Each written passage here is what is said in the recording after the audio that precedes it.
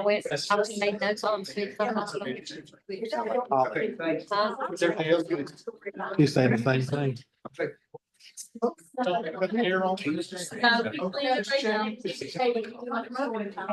No, you just turned it down. It's okay. I just turned it down. It's hot. So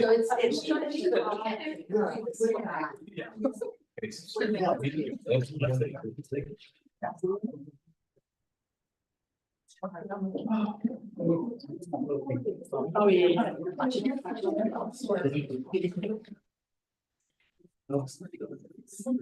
I think this is safe. Right. Shut it off.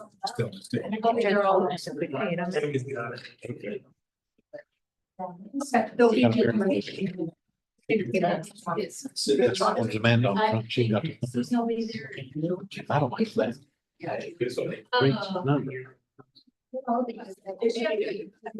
If nothing else. Always work something. Well, it should be good. This will be.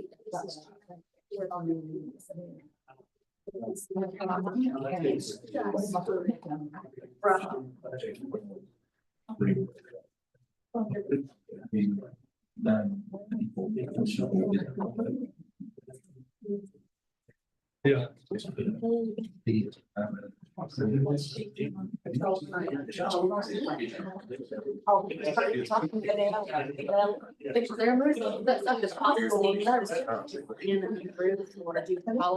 say if the tender comes, let's do it first. He's got it.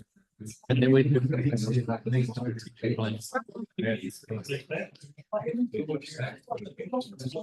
Yeah. Yeah. And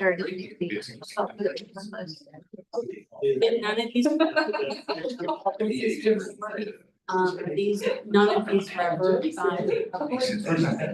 were the new policies, so we did everything else we already had. So, and neither, I don't know, big doctors, which I should go to this break first, that. No, they do. No, because the others have all the policies and all we had.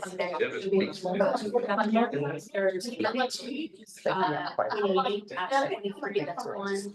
32, 26, that's 42, 5, that's the other, and 32, 20, that's the third. And none of those have anything to do with exactly. As there ones that we have in there, yeah, just gonna be around 5, 6.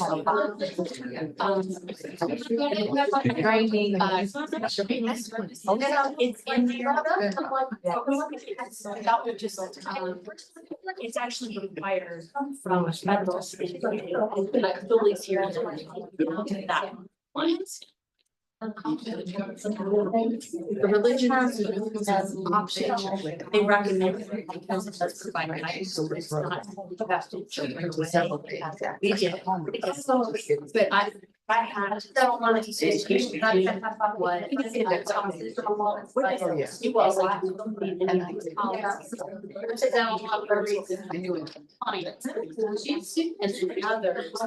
like internet and they're two, so that one of them is for us, so they can read this, and the other one is technology, the educational program, and that suggests that it has a.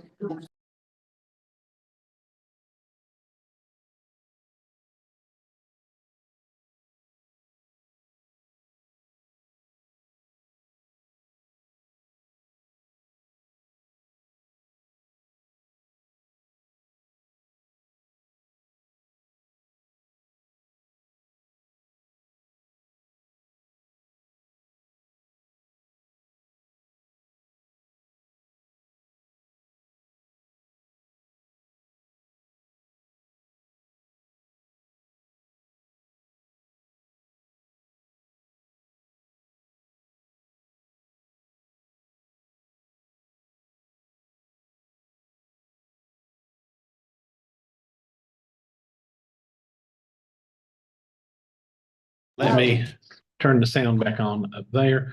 So the board's been in session since 11 o'clock this morning, went on recess. till 1:30 in closed session for an appeal for the board. And so now we're back in open session. We've made a day of it today.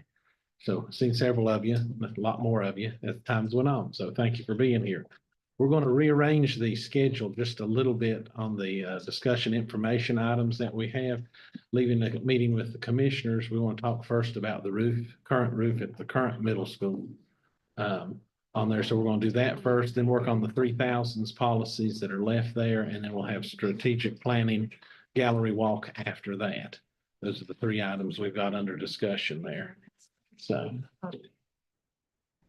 My teacher self here takes one and pass it down. Make sure I get it right. It doesn't matter which order. All right, Dr. Amanda, I'm gonna let you all. Let me Lean on change this one. my chair so I don't fall for a third time. No, you don't fall. Yeah, Okay.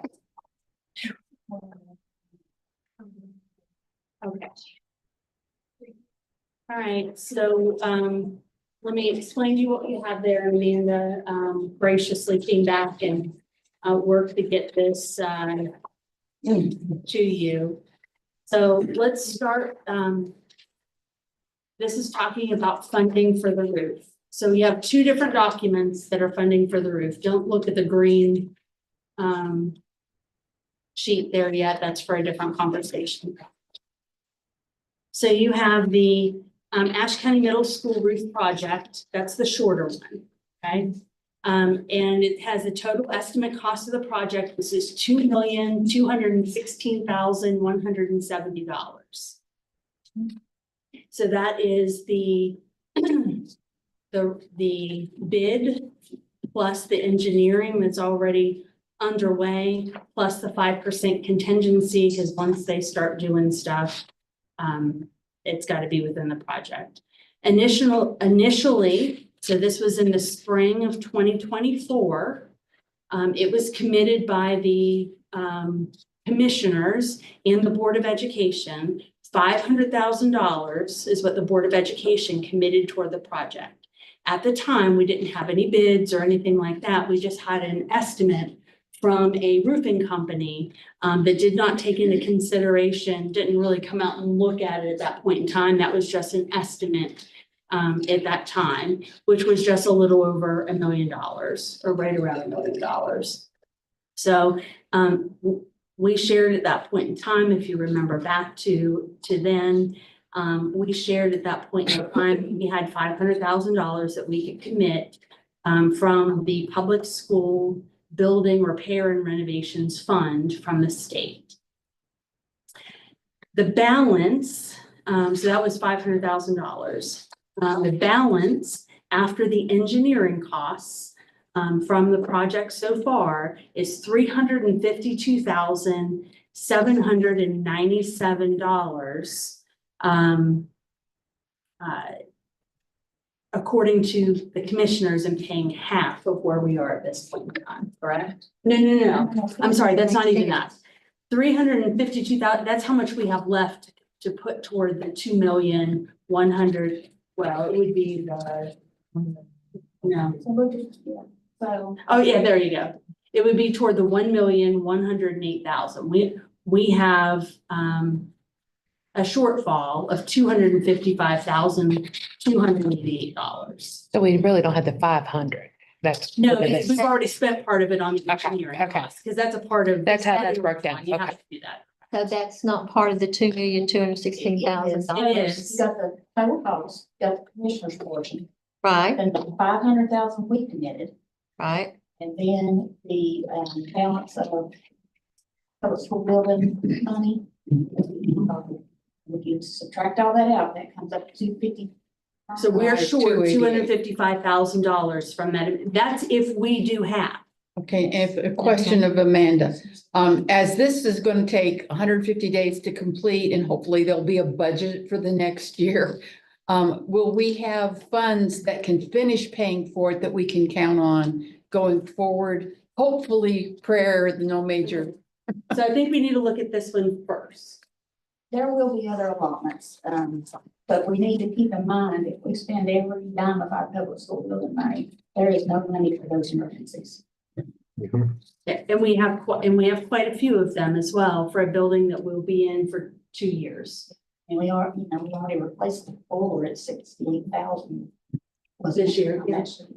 So if you look at this, the public school building and renovation fund, so these are the projects specifically, and about 40% of our funds, is that about 40%? Is that what we said has gone toward the middle school? 35. 35, okay, 35% of the funds from capital have gone toward the middle school in the last What- year. From what we spent, 35%. 35%. Full allotment of what we spent is 35% of that has gone to the middle. School. So this is of the allotment that goes toward capital projects that Jody has on a yearly basis. The majority of it's going into, because we have 7 buildings.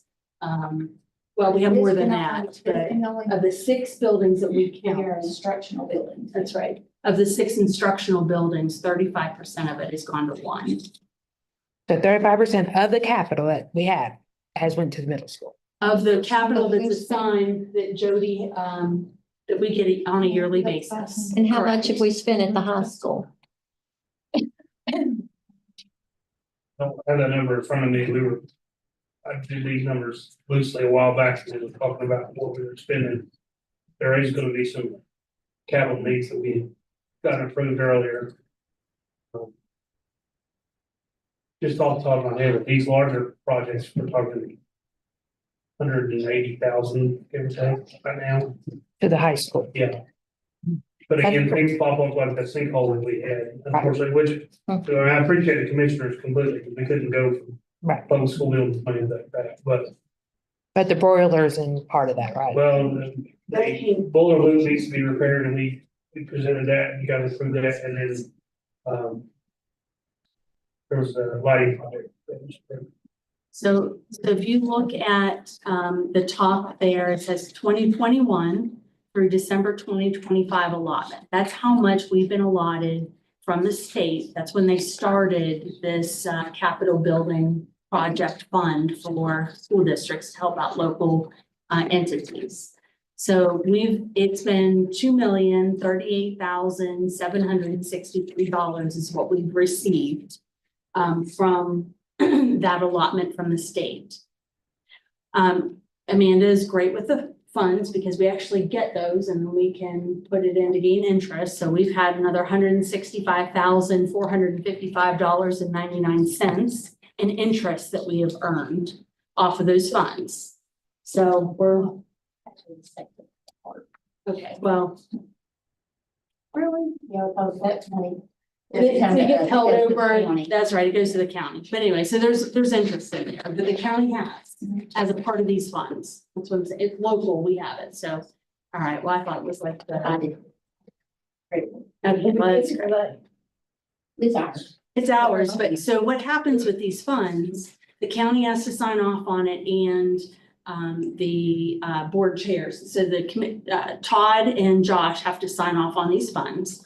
And most of them, if it's over $50,000, obviously we bring it to you all. If it's under that, we have discretion within the budget to be able to use it. And then some of them have come, like there were some that are in process now that you've recently said, yes, go ahead and do, because they were out of, instead of taking them to the commissioners, we could take them out of these funds. Can I ask a question of Jody? How close are we to the 5-year plan for 26 to 30 being completed? Good question. So we have an idea of what we're facing? Really like to be able to give you their answer. I don't have an answer right now. DPI is not giving me any update on when that's gonna be ready. We gotta lose something, but I would not want to present it to you until with your DPI things. So, I mean, they've been telling me for 5 months that it's been ready. And we were proactive and got the assessment done before then. And so new things have popped up since the assessment was done that we have not expected. And there are So- boilers that are aging. There are parking lots that will need to be done. There are roofs that will need to be looked at. how many gym floors are we facing? Two gym floors on the top of my head right now. Okay, and plus all that lighting that we were talking about for the fields. Well, and the lighting has been purchased, right? The light. I'm talking about the, Oh, The sports fields lighting, Yeah, No, no, that not was- the that sports was fields. the- That's not in there. That's not at all. That's. so. Oh, I know that's not in That's buildings, but That's we not still one have, of these it's things. not part of this, but it's still one of the pots of money that sometimes can move around. So if you look at the projects under there, that have come out of those, that total $2,038,763, that's what's in the middle. So that's $487,315.95. So ACMS roof, the different Terracon, pieces, we still have, this include all of the Terracon, it does So we not. still have more coming. Okay, so, we have more Terracon that's not in that. We have the boiler replacement at the middle school that we did. I mean, that was, almost 68,000. Carpet, and tile at Blue Ridge, and some of that was original to the building. That's come out of it as well. Flooring replacement, at the middle school, auditorium carpet at the high school, Westwood, auditorium lighting, if you remember how dark it was in there, before then. The composite tile, installation that was in, well, it says voc ed here, but this was at the high school. The hot water heater at Blue Ridge, that was another 61,000, over almost 62,000. The Westwood bathroom partitions that were so needed is in there. And then if you look at the bottom, these are the committed projects that none of them are wants, they're needs. So the CTE restrooms that we had so many complaints about, if you remember even students complaining about it, that's almost 50,000.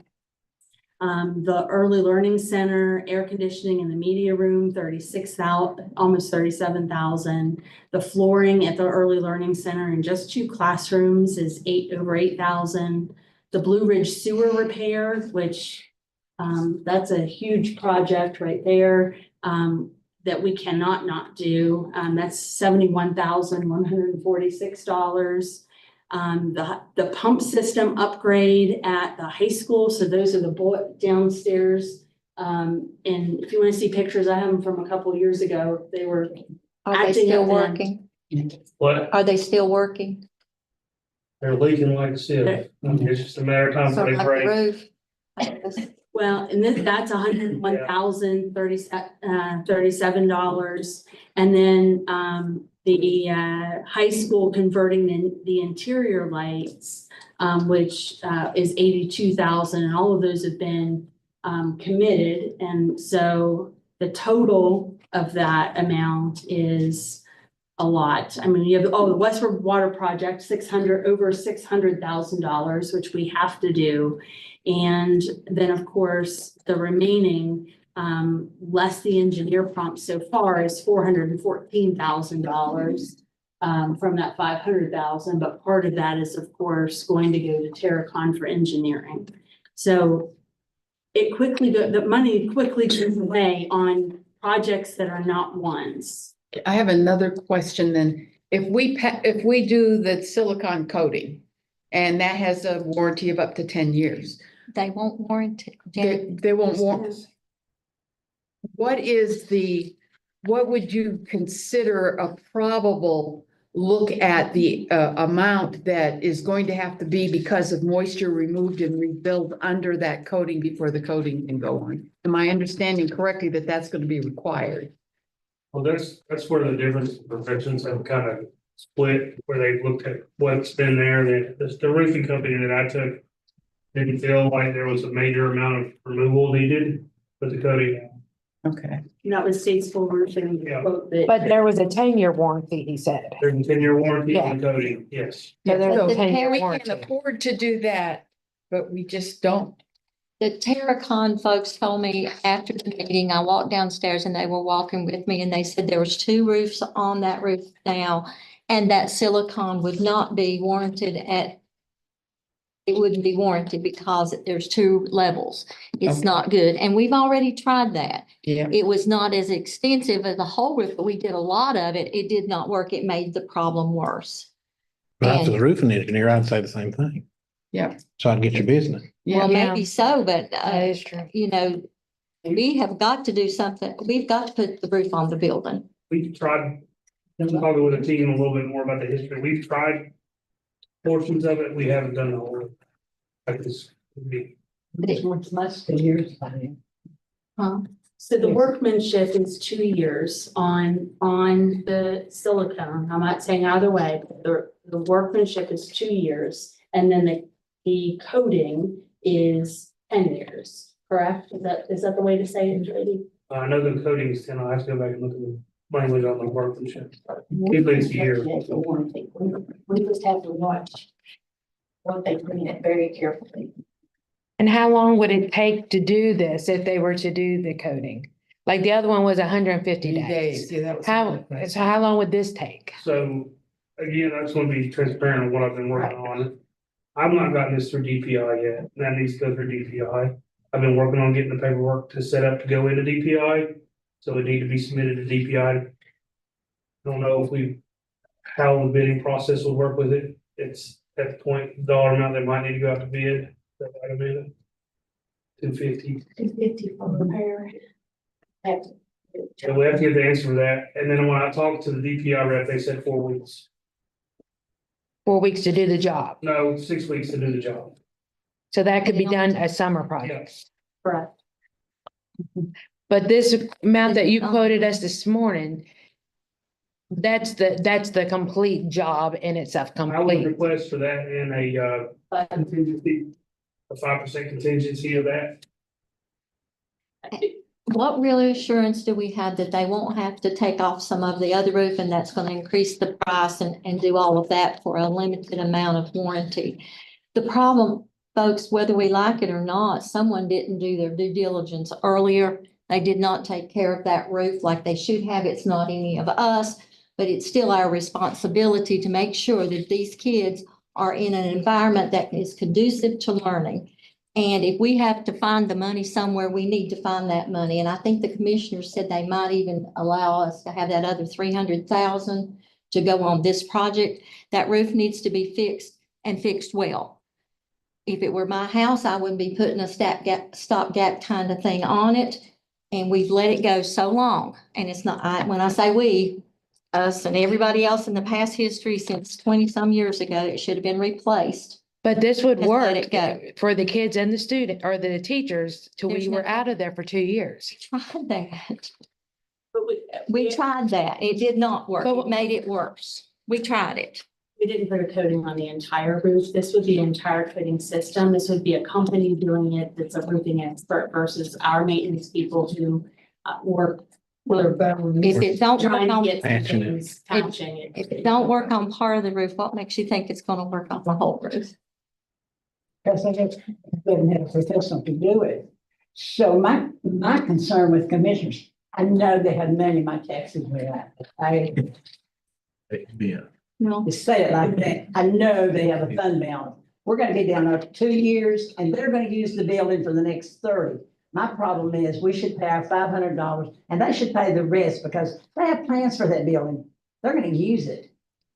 Yeah, they will. Parks and Rec's gonna get a lot out of it, the gym. And they listed a lot of different things they could do. And I suggested we should keep the building and rent it, but we can't do that. But I think we should fix it too, totally. If the commissioners would pay their due diligence and let us pay our $500, that's all the money we have. Otherwise, we should fix it for the 2 years we're gonna be there, and then they can pay the whole 2 million. But then it'd be 3. Yep. Yep, And that's you my can delay it. thought I on it mean, too. somebody, I tried to say that pretty clear to them today, but I don't think it hit them. Mm-mm. I mean, I think that's fair. If we're gonna use it 2 years, we shouldn't have to pay half of it. But it does need fixing. I agree. So one of the things that we had shared with Adam as well, that the percentage of the roof that would be our fair share If you take that total amount, starting with the bid in February, we should pay about 12.5% based on the length of time of 30 months that we will be in the building. And then the other 200 and how many months?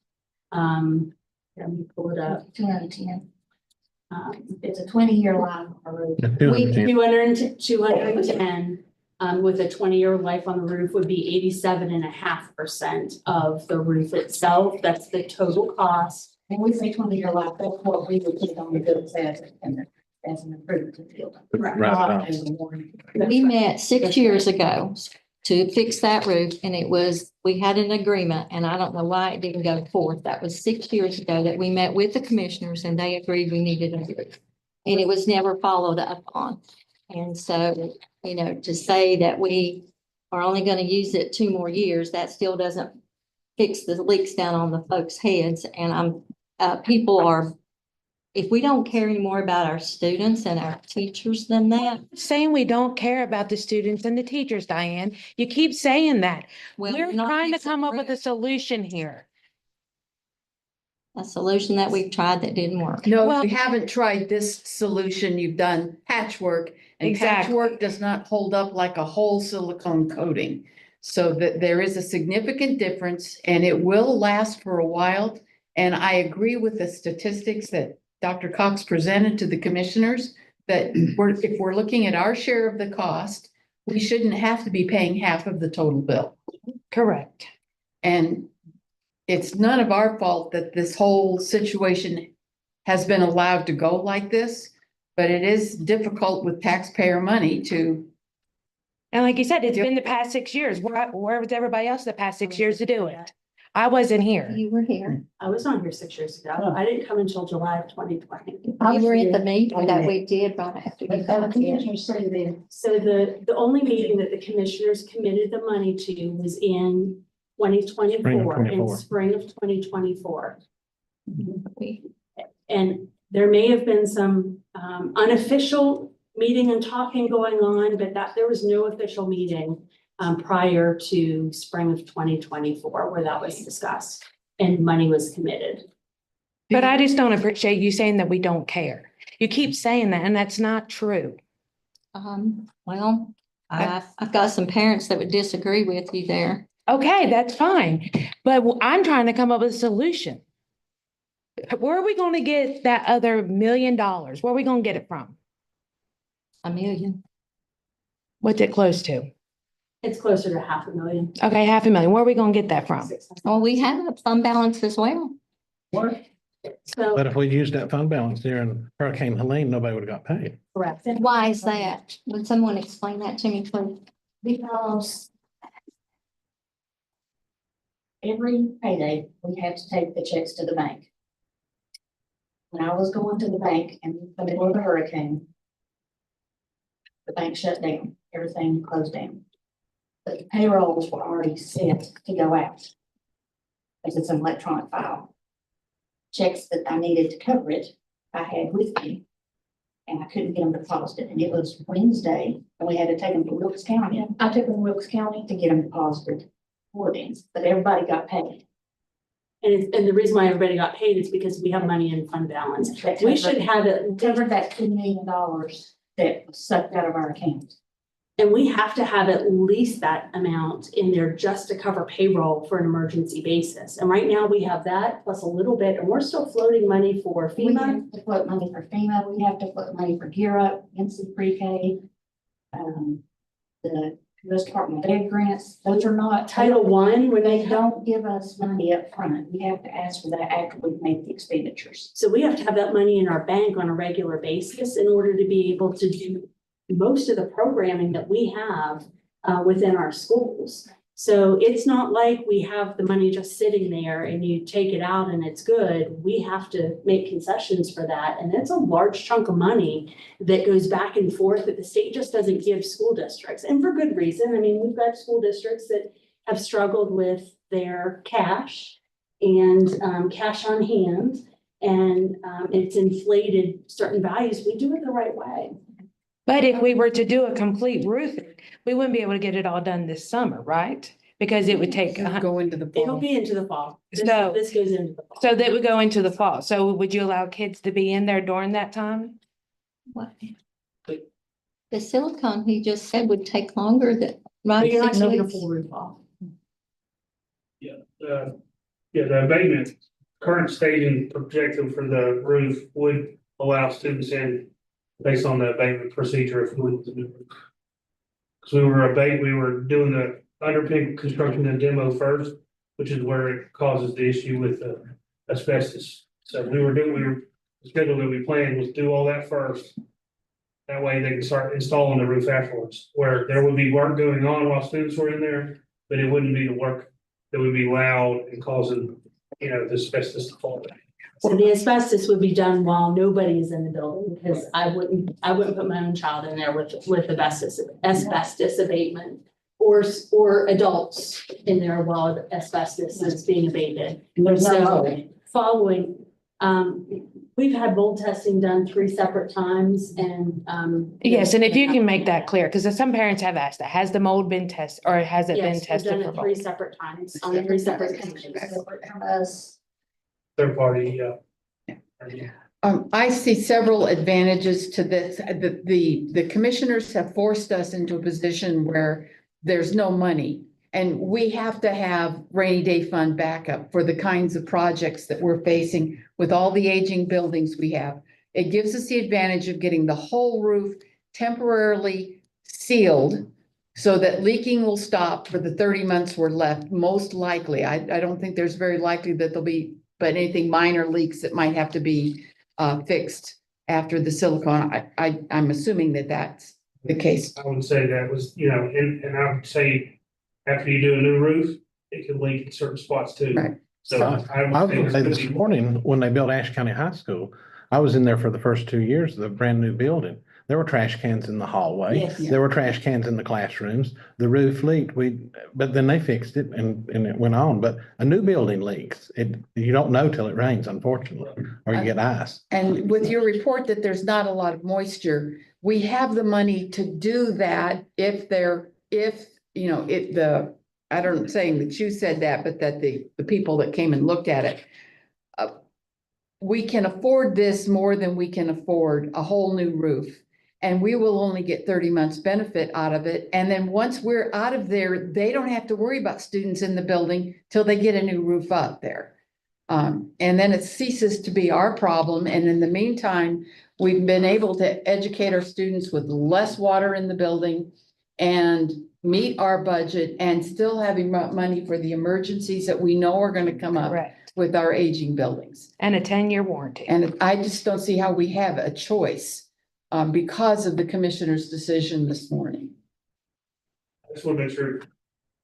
I agree, there is moisture in the roof. Mhm. That was tested. So I won't disagree with what Terracon, like I said this morning, Terracon's been a good company to work with. They're doing a great job. I think they could drive us to a good roof when it was installed, if it's what chooses to be installed. I only presented this other option because that's the way my mind works. And if we didn't have that conversation, we didn't have this option right now, how much more strained would the system feel, in my opinion? So I think it's better to have some kind of option, because I wouldn't want to be put in a situation where you have to come up with $900,000. That's gonna squeeze everything out of what we do, and that's not fair. And to if our- an emergency That's not, happened. to me, that's not fair to the rest of the system. Right. And I want it to be fixed, and I wish we had the money, but you got, in my mind, you got a plan for A, B, C, and D. If we go a different route, what happens to the Terracom contract? We still have to pay them the remaining? Okay. How much is that? The total contract was 136 and we paid 80 something, 88 maybe. Oh, so we'd have to eat that much? Well, it's not really eating it because Mm, they they've did done the funds, work. they've done the work. The work They were will be just good seeing in through 2 years. Yeah, still use that work in 2 years. Yeah. That's right. It's not wasted. Okay. You'd have to have the engineering done regardless of who does it. There is some concern about using public school building money for buildings you're gonna vacate soon. Mhm. And I'm trying to get clarified from DPI. Because to them, this money is to protect our investments that we're staying in, and if we're not staying in it, why would we put money in it? So I'm going, But we want to make sure that it's a better situation than we're currently in. Yeah. I mean, we want it to be dry. So we're trying, and we go for using whatever funds that are not local first, always. Mhm. So that includes, the state providing the public school building and renovation funds. If it can be taken out of there, the parking lot could not.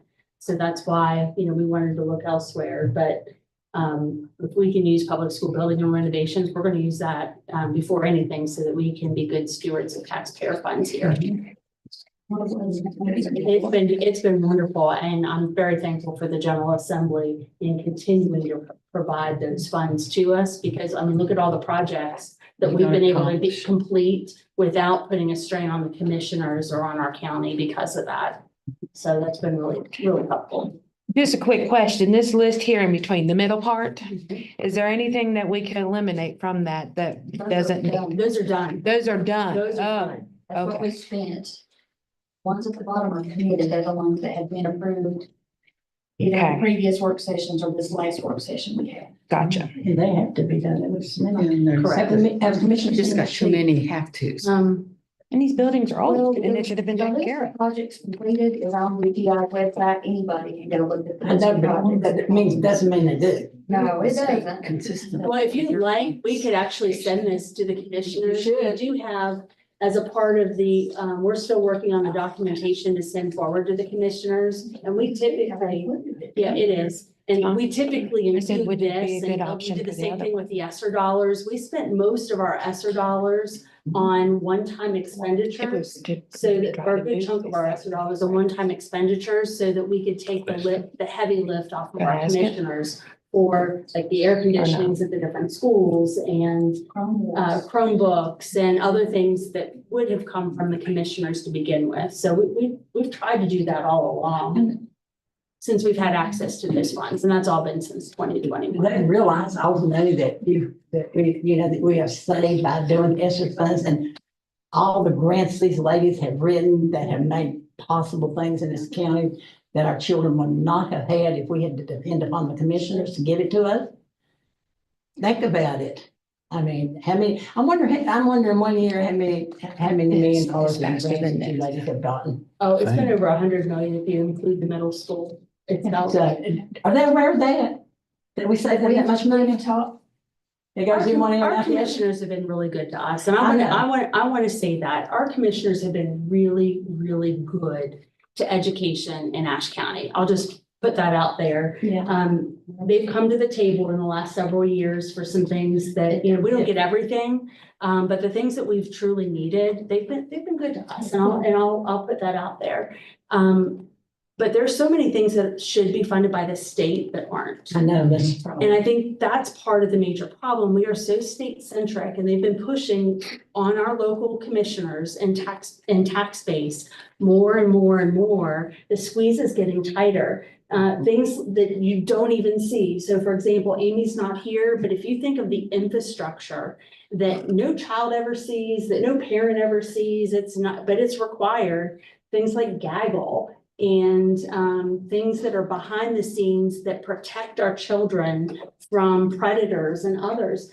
We're talking about, 6 figures of dollars that are spent on that every year. We could have a teacher in the classroom for that amount. When you think of a teacher, the cost has gone up. If you take a teacher that makes $45,000 a year, which is our beginning teacher, and then you add on the benefits, which we're responsible for even more every year, we're talking about $72,000. Stock and retirement is 32%, and insurance is $8,500 per person. So when you think of, and that keeps increasing. And so all of that doesn't, they might give us this similar amount from the state, but they're expecting local, so our commissioners, our county, our small county, to be able to pay more and more and more. So what happens is, off of all those little PRCs that we have to take a couple $1,000s here, $100,000 there off of what's available for things like a teacher or a guidance counselor or an assistant principal. And then they don't even fund us in whole for any of those things. None of our schools would have an assistant principal if we did not use other funds. Jody, I was just asking Josh, so to get into a roof, the coding, do we have to pay to get into a contract or anything with them? There's not an engineering fee right now. I need to submit it to DPI. That would just be a contract to install the roof. Yeah.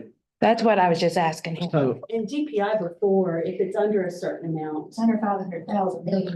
now, if I'm not, so we've talked about delays.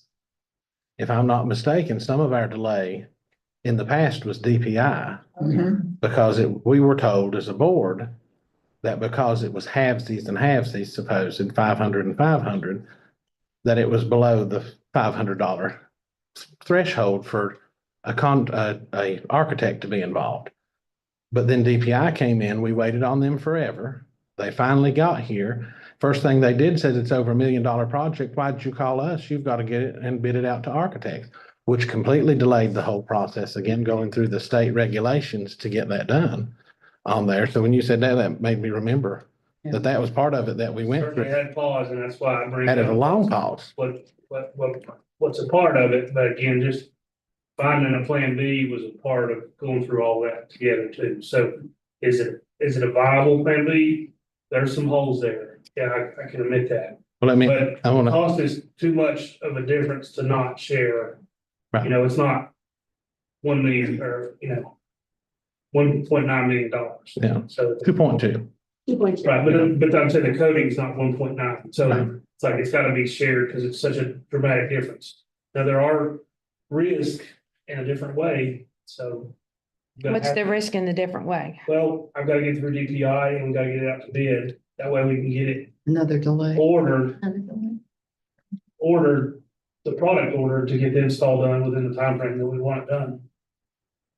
So that's a hard Or one. with working with DPI, was it something that could possibly be done during the summer? The good thing is they already have the designs for the roof itself. Yeah, they don't do the detail that was done, submitted through Terracon. So, again, I'm not an engineer, I will work to get everything together to submit it, I'm getting close to having everything, I wasn't gonna submit it because I don't know if it's gonna be approved, but, it's closer to being submitted. They told me 4 to 6 weeks, so if I can get it out 4 to 6 weeks, we'll be running right up against when we would need to do it, it'd be tight. There's not a lot of flow. Right. So do you think that would be complete before fall? If everything went peachy keen? If it were a perfect world, we could probably squeeze it in, but I don't know if it's that. So you'd probably still be into fall. So you don't think we could do it during the summer? Oh, we could do it during the summer. I mean, we could do it if we can get it done, I mean. There's holes there, and it's done more with the DPI than I have, so I can't say that, again, I don't wanna put a lot of faith in them. I know they don't have to be bid. We need to pull those documents out. Make sure. I did talk. Does to it not have to Dennis go up for bid again? Depends on price point. I'll have to look at the documentation. Repairs has a different price point than construction. Oh, yeah. So. Yeah. Just have to be careful with that. So I'm just creating as much gap. In case it comes down, that's a win. And that's what we tried to do, not knowing what this conversation was going to be today with the commissioners. Our people there need to be dry, staff and students. Totally agree. And I mean, poor Julie was a teacher at the middle school when it was dripping, and that's been a long time ago. Since Was there 1999. buckets sitting out then? It's been leaking since 99. Yeah, trash cans. It just has, it's an old building. That's got a flat roof. Is there a way that Amanda and Jody can get some answers to this and how quickly it'll move forward and what we have to do so that we can make a final decision and maybe an emergency called meeting or something? Because I think there's some gaps that we don't know right now that we need to know. And I know that Amanda tried to call DPI right before this meeting. just to see if we could get a hold of somebody, and she left a message, so. You know, tag team on that one. And then we can come back to say, okay, where might it could come from if that's not a possibility? I mean, clearly something needs to be done. Can I ask a plumb crazy question? Ms. Hines, don't get after me. Plan C. Plan A, we don't have the money. Plan B, gonna take too long or something like that. Would there be a possibility of a plan C, Potential. meaning that you would move seventh and eighth grade till the new school got built? I know she's gonna fall over on me on the bank. Well, I mean, other schools had to do it during Hurricane Helene. It's not ideal. But at least they would be dry and we could come up Could with. a vacate the plan. building early and let them have it And you quicker. all would have to, obviously would have to approve that plan too. But we can look into it. I mean, We could- that's really way out there in left field, but I don't, that it ceases the roof leaking immediately. You're just be in And get the different kids buildings, out. but you're gonna be spread out. I don't know that that's not. There's no way Yeah. you can help this. No. No, you wouldn't have we'd to. You'd have to split them up. Probably put, I don't even want to speculate. But we would be in at least two different areas, more than likely our current schools and another location. High school is Another built to 1,200 location. students. What's that? The high school is built to 1,200 students. Yes, but not all of the classrooms make it individually possible to do that because that would be joining classes together. But again, we can look at, that would not be ideal, but we No. might have a Goes possibility through there. outside of that. Is there classrooms in the bottom of the basement? I mean, of the high school? No. RTC. Oh, No. well, maybe there was.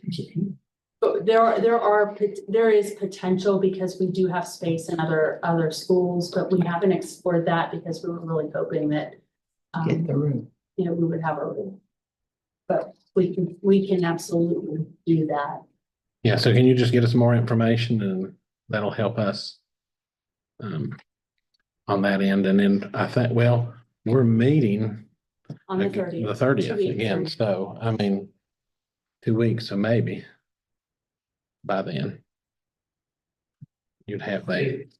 If it lines up, I would ask for the board's approval to submit the project to DPI accordingly, and if I can get the information in, that way it's already running that route. It doesn't mean we have to choose that path. It just means whether or not they're gonna approve the work. So if the board's good with that, I can submit the paperwork for the. That doesn't cost anything. No, Just not. I move that he proceed with the paperwork so that we have less lost time. Okay, so I have a motion from Ms. Ward to proceed with the paperwork on coding with DPI. Do I have a second? I second. Thank you, Ms. Calhoun. Any other questions, comments on the motion? Hearing none, all those in favor, raise your hand. Any opposed? Motion carries. So we'll let you work on that.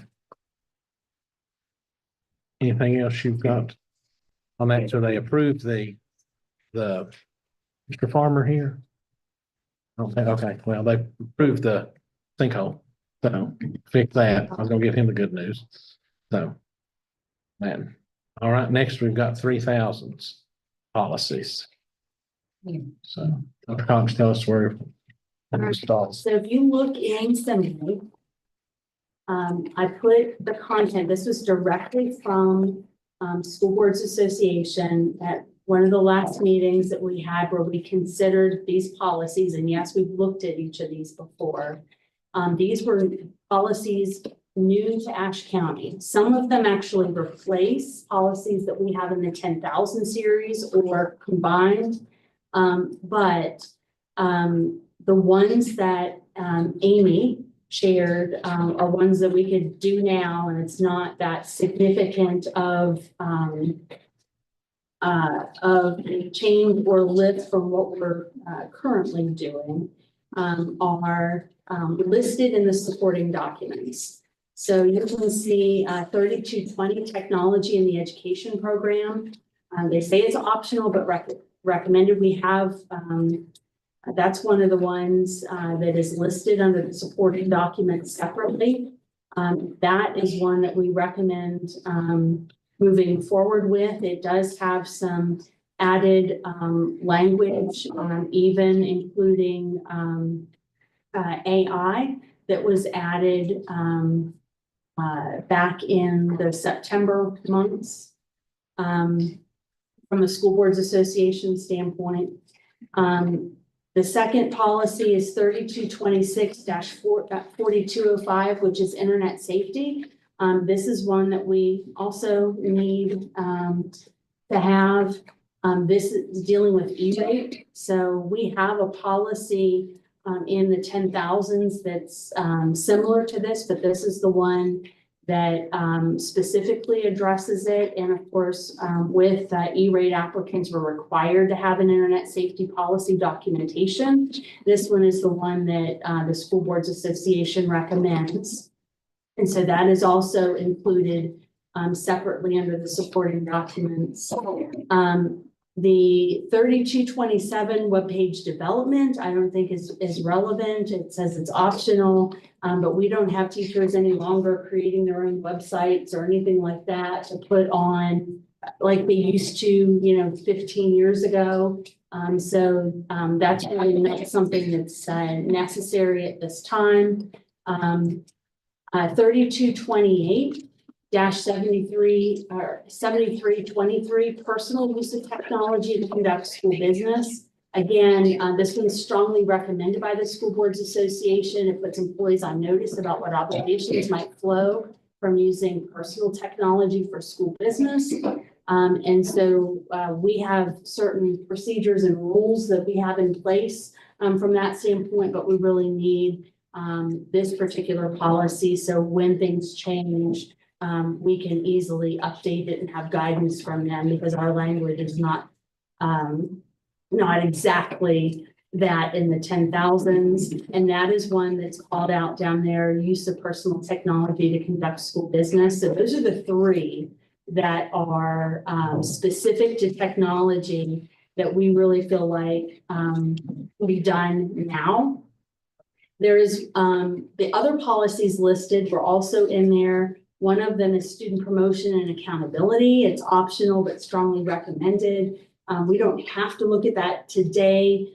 We follow our state, and most of that's on the school transcript or in an existing policy when it comes to promotions.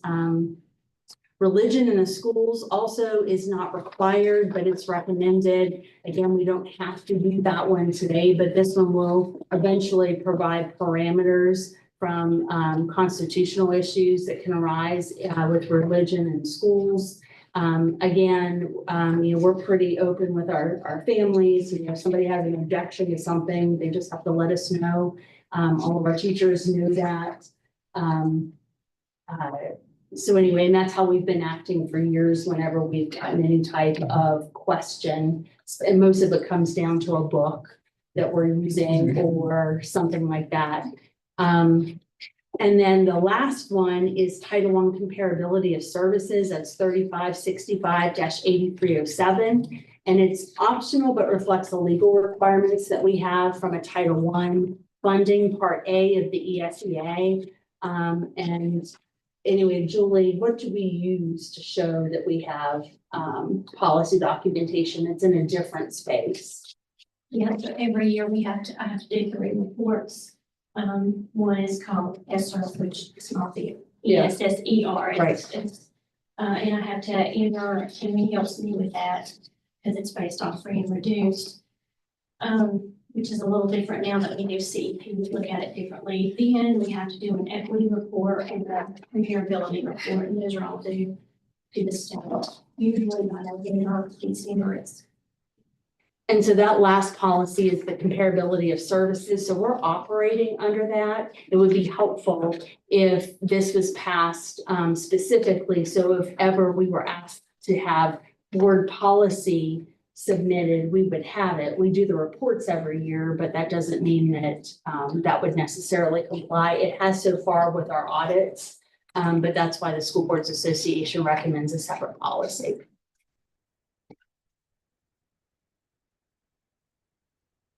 So you want to start with 3220 technology in the educational program. So if you look at 3220 technology in the educational program, I had Amy to specifically look at this. We've also looked at policies from other school districts, and most of them have adopted this specific policy from the School Boards Association.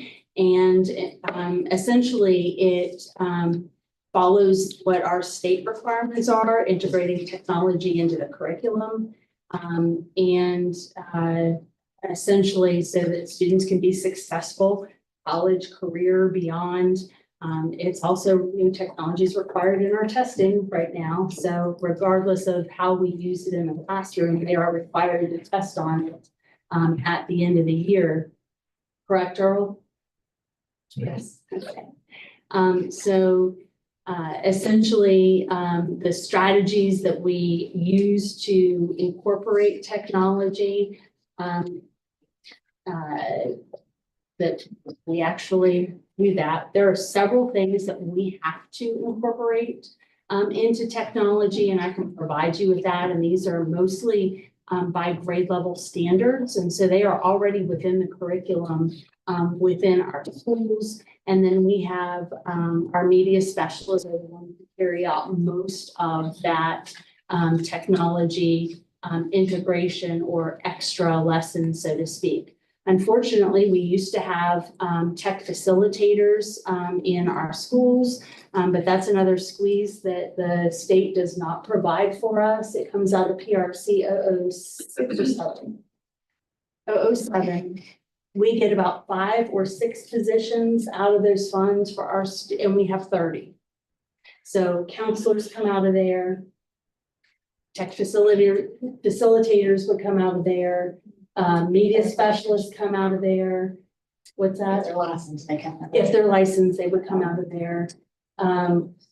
Psychologists come out of there. So it's a hodgepodge of things that we only get 5 or 6 positions. I think it's 6. We get 6 positions and we have about 30 in our district. So we have to cover that in other areas. So unfortunately, the formula no longer works. I don't know if it ever worked years ago, but the formula no longer works for our school districts, especially small districts who rely on that ADM. But anyway, so I wanted to bring that up because I know it's an issue. I would prefer to have tech facilitators as well in our schools. It's just not possible anymore unless we cut and put more teachers or more students in classrooms, and I certainly don't want to do that. Are there any grants that we might write for that? I have not found a grant for a person other than for mental health. I think we've exhausted about all of our mental health power that we can write for. Jamie writes for every mental health grant. Amanda writes for every mental health grant that we can, and we're pretty successful in getting them, but that's to hold together, it's the glue to hold together the services that we provide, because again, 5 counselors, that would be all that PRC 007 takes care of.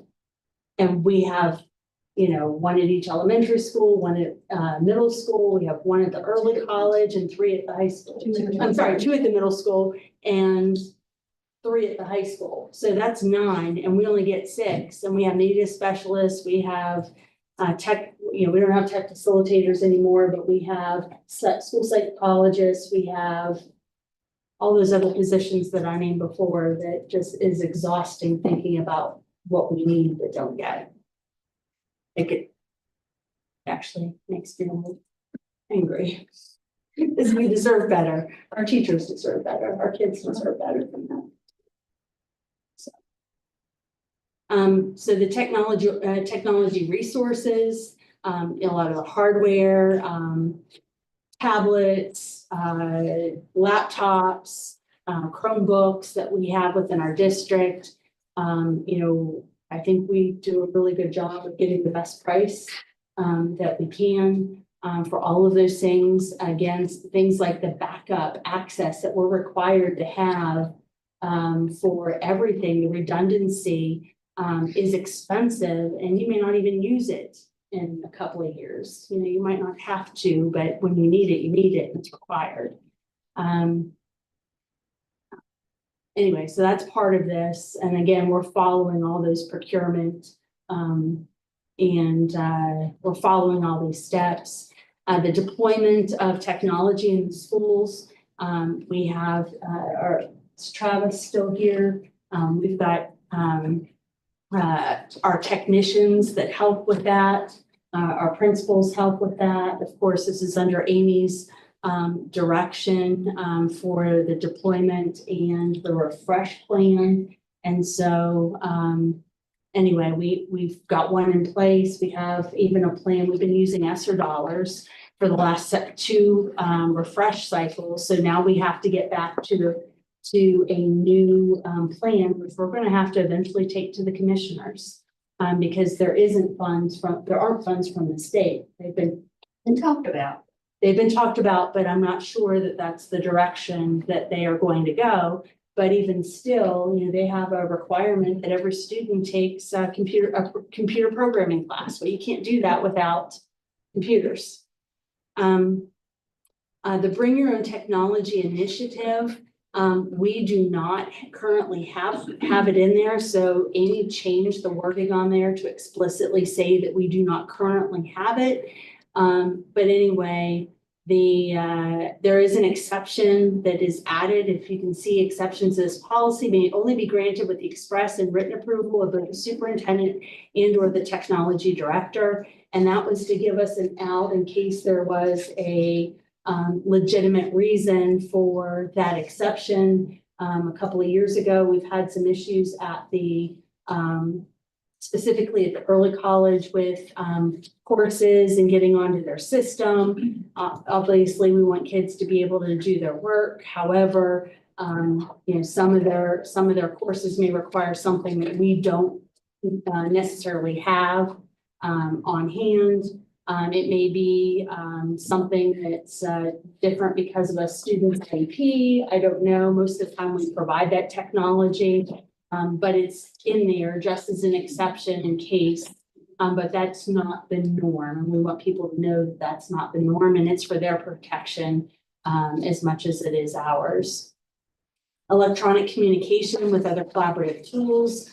Again, it mentions things about social media, sites, blogs, and wikis. It's not meant to be an exhaustive list, but it does reference the policy of employee use of social media, which we will be addressing later, but we currently have in place. The section on generative AI is the newest thing to that particular policy. It is 2 paragraphs long, and I don't think that there's anything in there that is, it's generic enough that it addresses that there is generative and AI or artificial intelligence.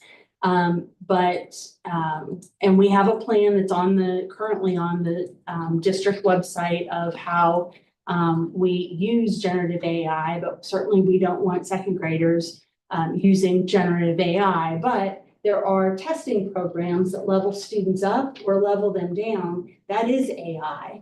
And so it's not that we're not using it or that students aren't using it. They're not using it to produce their documents. Clearly, we want students to be able to read and write on their own without somebody else doing the work for them, and there is a limit. But, you know, a 4th grader, for example, needs to know the difference between something that's real and something that's not. We have adults that can't figure out what's real and what's not online. And we need to explicitly teach students, this is real, this is not. This is how to look at a source. This is how to not be fooled by something that's pretty good online. And of course, we even take those for us, and this is not necessarily AI, but we do the know before test with all of our staff. And that's so that we can learn, okay, well, this is somebody who's trying to take advantage of us. And boy, it looks like it really was from Amazon, but it's not. Or this looks like it was from the superintendent, but it's not. And then, of course, all school system employees and students should be AI literate, and that is to have an understanding of basic AI principles and applications, the skills to recognize when AI is employed, and awareness of its limits. That's part of what I was talking about. So we need to develop that comprehensive AI plan. There is one already in online, specific from, well, we use the state's AI plan in order to develop that for us, but we want to be able to start doing more widespread education of our teachers and staff so that they know how they can be efficient with AI and really know that its limits, and then put some parameters around it so they're not using it in ways that are unintended, like, putting private student information on the World Wide Web, because we certainly don't want to do that. Mainly, it's a safety issue. And then the part G down there, technology-related professional development, and that's essentially what this addresses. There is and this was employed probably in 2018, the state started a mandate essentially of all teaching staff and administrators on how to utilize digital tools. It's required, it's in the curriculum. In fact, teachers have to earn every how many years credits in tech, or used to have to earn credits in technology. They've made a lot of assumptions that they maybe know how to use technology, but technology has grown in the last year and a half, 2 years tremendously. And so we want to make sure that our teachers are up to speed in ways that can help our students not just learn best, but understand the impact on future jobs, because that's really that's really scary right now. I have 2 children myself in their early 20s who are getting ready to graduate from college, and there are a lot of jobs that are changing as a direct result of AI. There are many in the IT industry that are being laid off right now, who have people who have computer science degrees that are no longer, they're just no longer needed because AI can do those jobs for you. So we need to actually know what it is and be able to ensure that our young people have the tools and the skills that they need to critically think around it. And I think part of this will be providing that professional development to our teachers. So that's essentially what that policy is. And it's, like I said, it's pretty generic, but it's allows a basic awareness.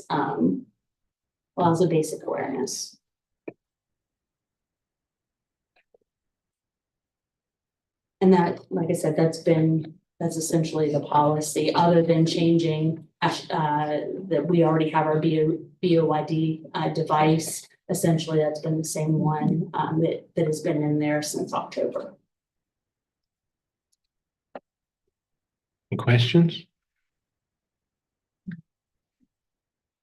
Everybody good with that one like it is? So the next policy is 3226 -4205, which is internet safety. And again, this particular policy talks about things like the Children's Internet Protections Act. This is how we provide a lot of the safety issues at our school district. And some of this is behind the scenes, that using things like Gaggle and some of the, our firewall called? I don't know what it's called. And the firewall, Zscaler and something else. What's the other one? Barracuda, thank you.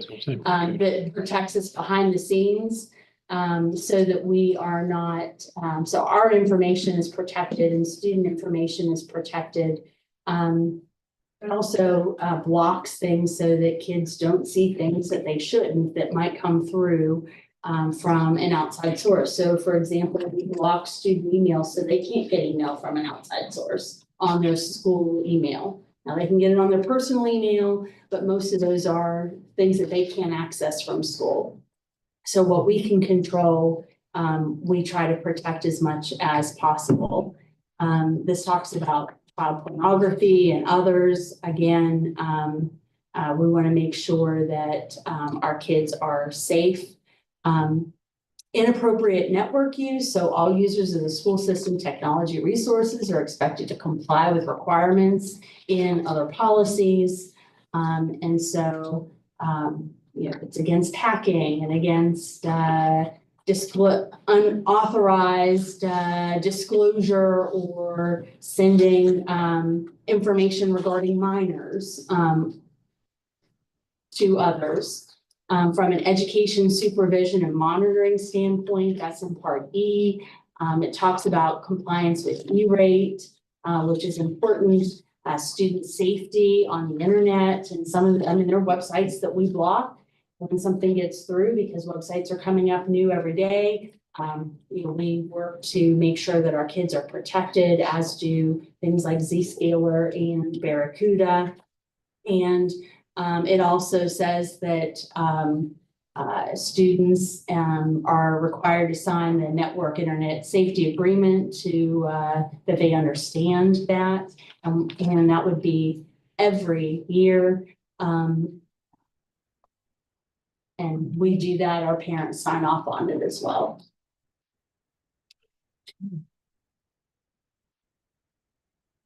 Any questions there? Made the changes I requested, or we as a group Talked about. requested, so Yeah. I'm fine with it. And then the last one is the use of personal technology to conduct school business. Obviously, there are limits to this, but this is one we do not have. The board recognizes that employees may use a variety of personal technology devices and accounts in their personal lives. At times, it may be convenient for employees to use their personal technology devices and accounts to conduct school business. But essentially, this limits it. So school business related, including text messages and emails, should be received by an employee on a personal technology device or account may constitute public records requests, which this is all in the law. So then that includes the board. If you have a personal device that you're using to access your school email, it could be forwarded for a public records request if you're using it for business, not just personal use.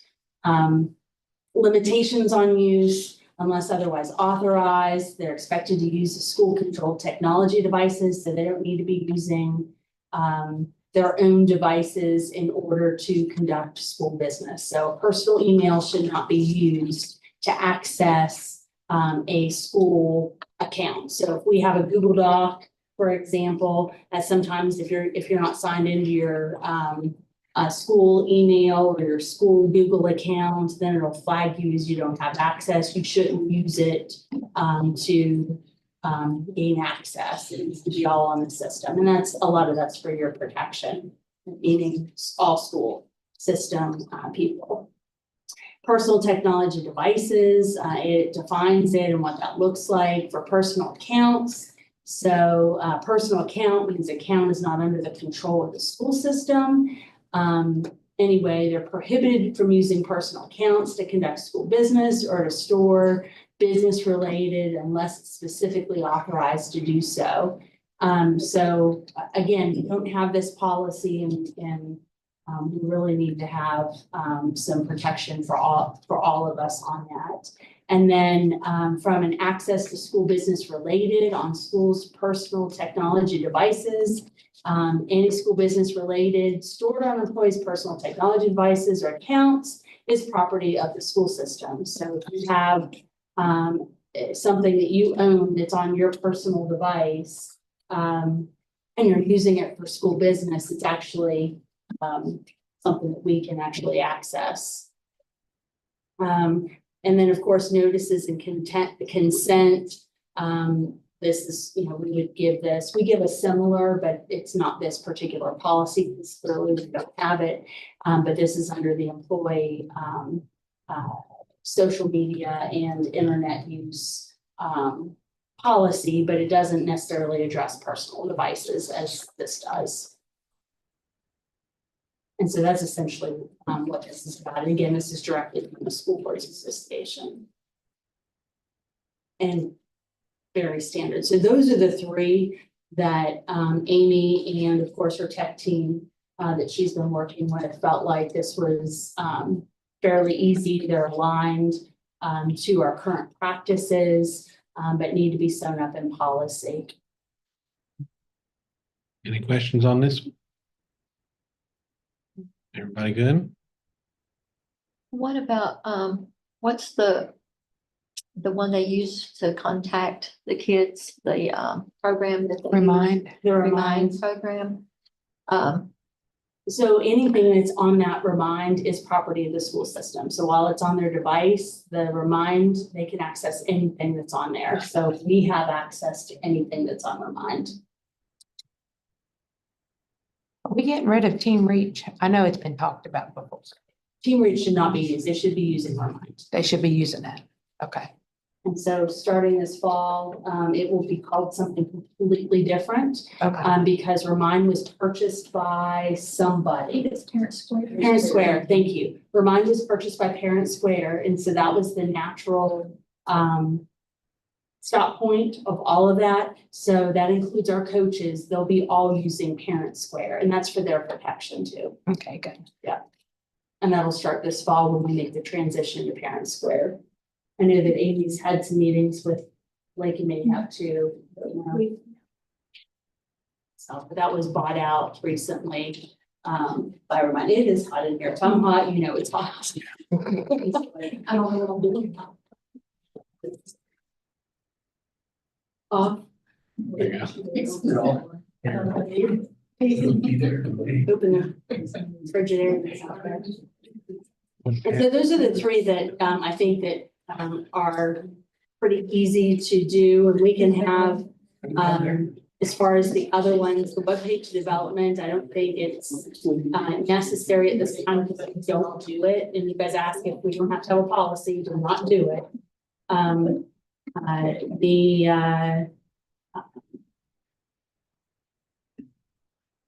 Student promotion and accountability is strongly recommended. But this one is already within our systems. Julie, you want to share anything about that at all?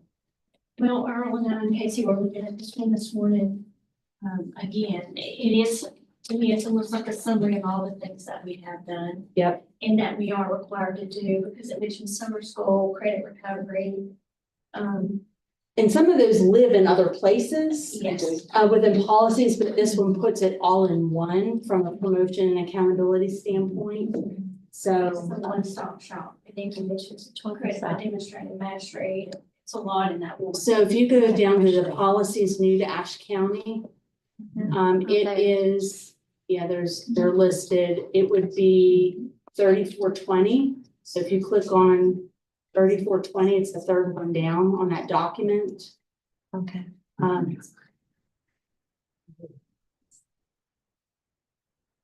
Again, we don't have it. It's pretty, and this one includes the footnotes, so it's a lot longer than the actual policy will be, which is just a little over 5 pages, including the reference. But most of these are already in our procedures. They've just never been defined in a policy before. I don't see any problem in this one at all, and neither did any of them. Like I had a question about the reading camps. They said that you could charge for some reading camps. Yeah, we would never want to do that, for sure, but I think was that to charge people outside of our That is school correct. system? Like if we want, if homeschool kids, does it say? It doesn't say outside the system. It's for the students that aren't eligible. Meaning, maybe they met their good compensation, or maybe they are proficient, but they still wanna come.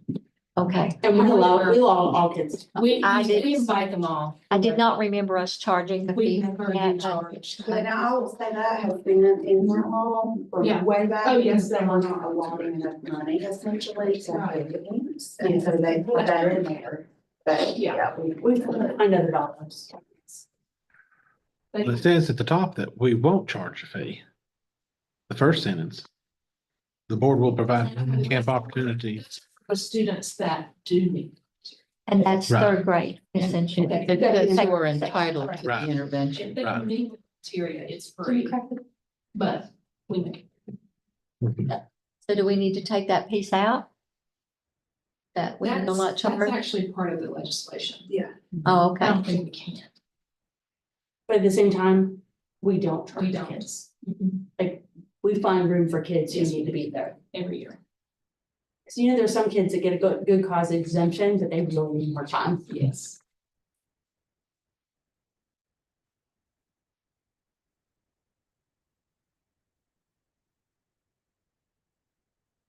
Question I had about that was the fees. Yeah. So, And then religion in schools, again, we're already operating under this. It does provide parameters, but that's 3515, so that's the second one down on that list. And essentially, it just basically says that it's to protect the right of the individual to subscribe to any religious beliefs or no religious beliefs at all. There's nothing in here that, I mean, it's probably the shortest policy that we have. It does have two things that are optional. If you look at the footnote, number one.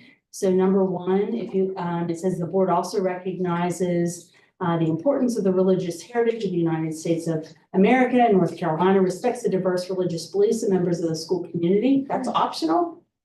I don't have a problem with that statement.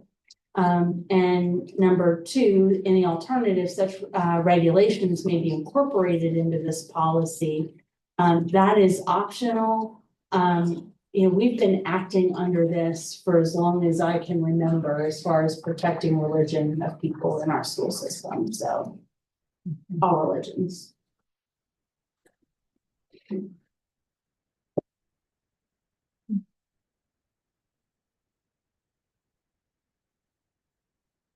Again, I don't know why we wouldn't have one. It does, according to the School Boards Association, it says it's recommended because it provides parameters for employees so that somebody couldn't come in and say, well, no, you're not my religion, so we can't do that. Again, I'm making that up, but you know, it protects everybody in this. Right. And then the comparability of services, 3565, that particular policy. Again, we've been operating under it. We have to. We have to. It's in order to get any of those title dollars, we have to, and that's the very first one on there.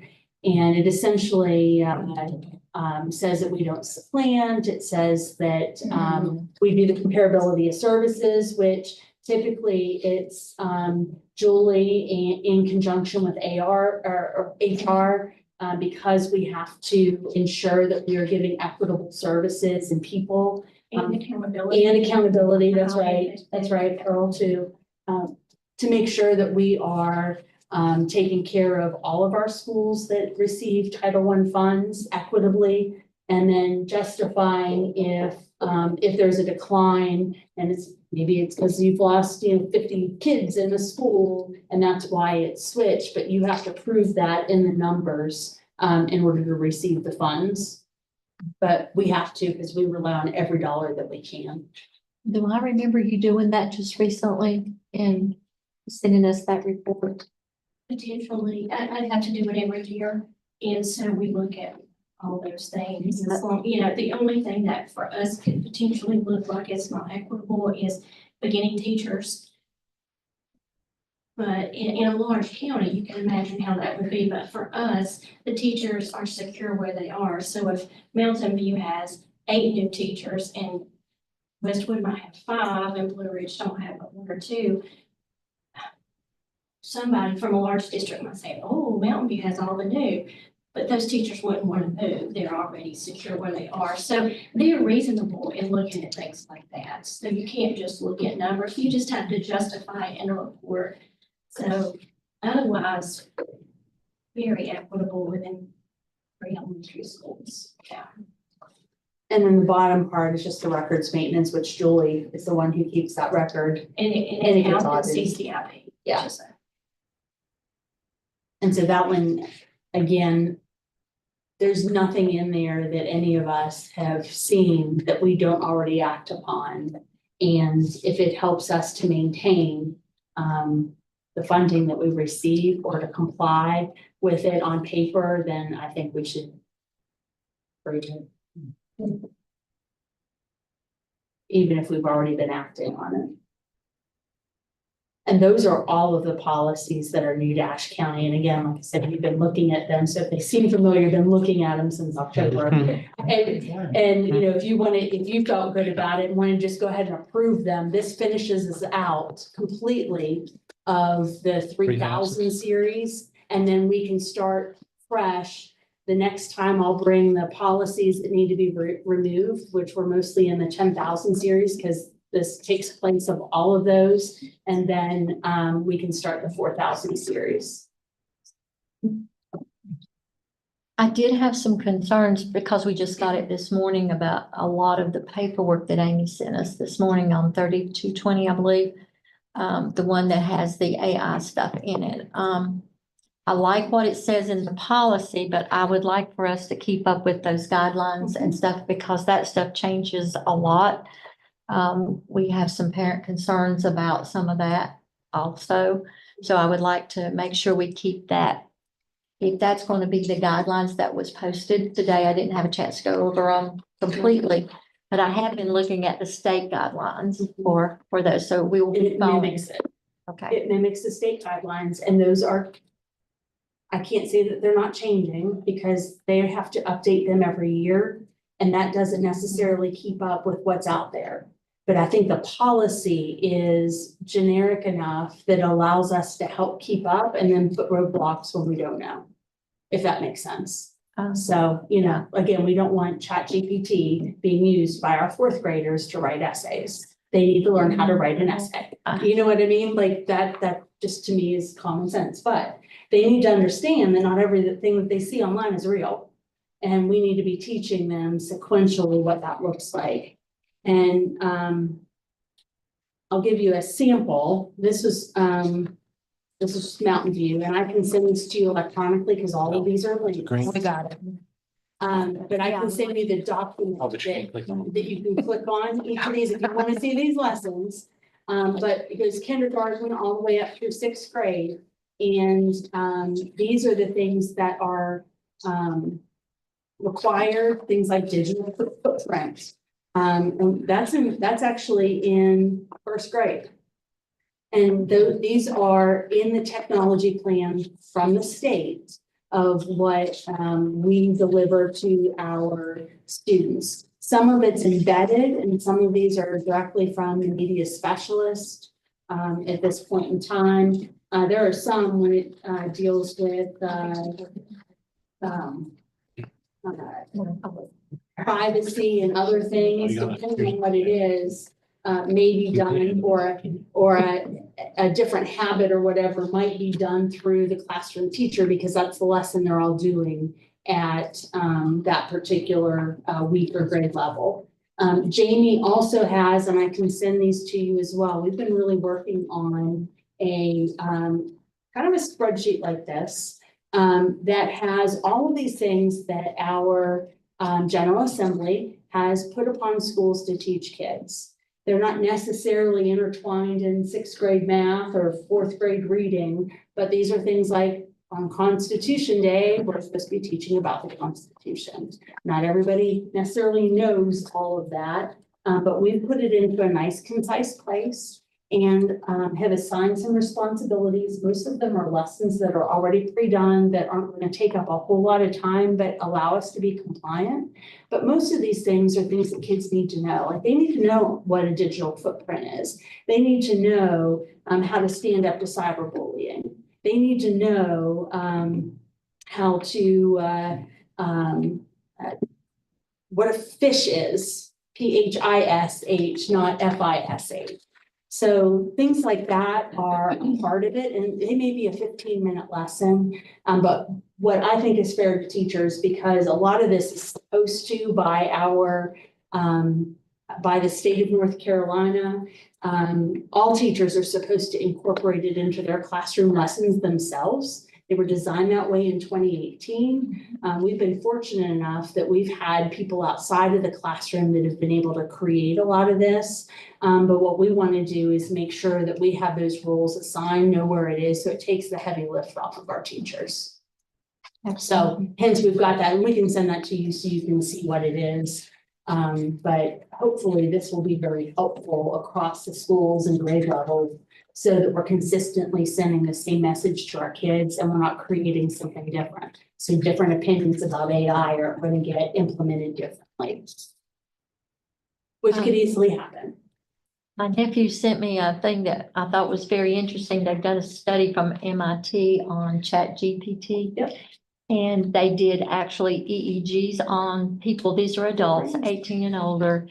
And you have, after 4 months, everyone who used ChatGPT had less cognitive function, brain-wise. Yeah. And that was a study from MIT. You know, there's all kinds of studies, but when it comes from MIT, I sort of tend to believe it more than some of the other stuff we've seen. So, you know, that set up a red flag for me because just the AI I use, I can't remember people's phone numbers anymore because I don't use them. I can't, if I ask Siri to remind me of something, I don't remember to do it. And you know, those kinds of things. And so there's a caution there too. I think that we need to have as a society that, yeah, it's more convenient. Yes, it's wonderful. I've seen some incredible things, but there's also some cautions that we need to take there.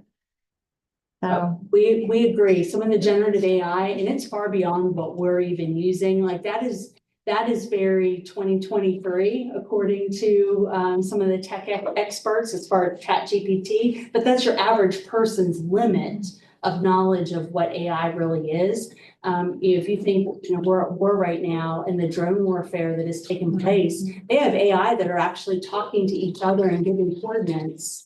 And that is a very sophisticated level of AI that most people don't understand. So how to appropriately use it, how to ethically use it. And we want our kids to be reading and writing and communicating differently, but they have to learn how to do it on their own. That is a core tenet of what we believe here before we implement anything that is AI related. Any other questions? Do y'all want to approve the 3,000s and have those done? please, Lord, let's All right. these things. But I hear a motion. I move. Go ahead, Paul. I'll make the motion that we approve the 3,000. All right, Ms. Jones, thank you. I think I heard a second start. Yeah, definitely. All right, thank you, Ms. Eldridge. Any other questions? All in favor, raise your hand. All right, now we can go from there.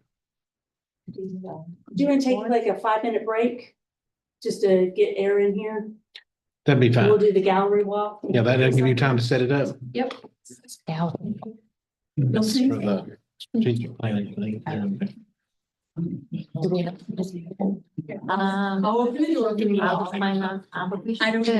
don't have to like. No, I think it's all bad. No, I don't think so. I don't. I haven't. I didn't mean. Charge it. Are you- Charge. I hear you. Mine's charged. Oh,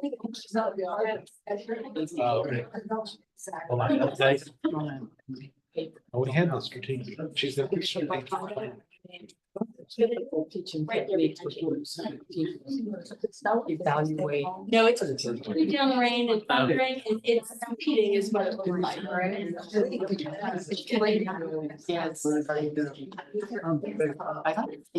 Yes, you are. I got. Not rain. But the ground's.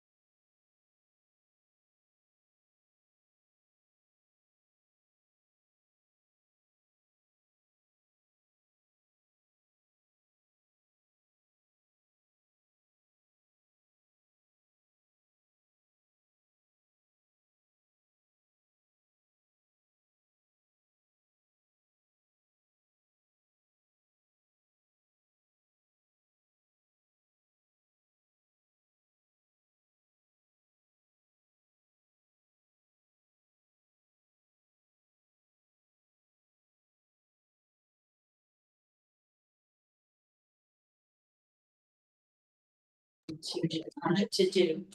So first of all, as you all know, the last strategic plan was started when I first came during the 2020-2021 school year.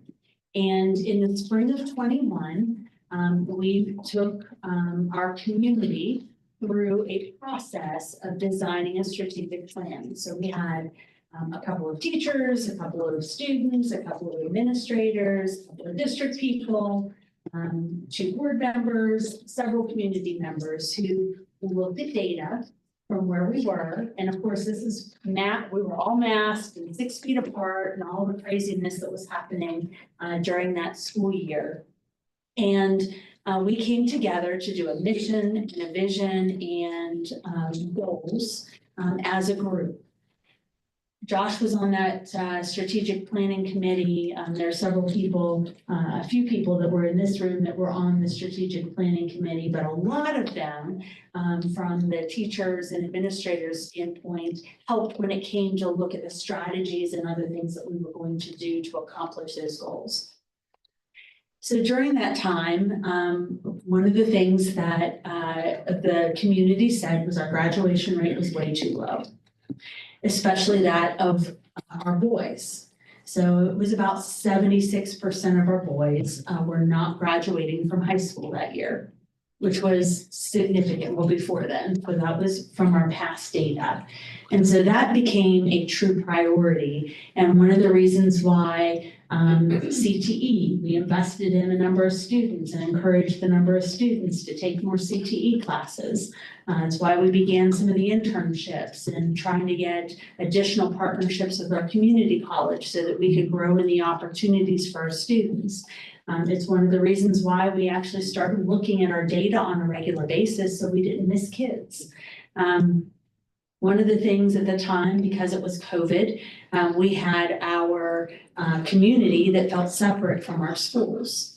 And of course, that was, I think, built over time, but COVID put a stop to all of that.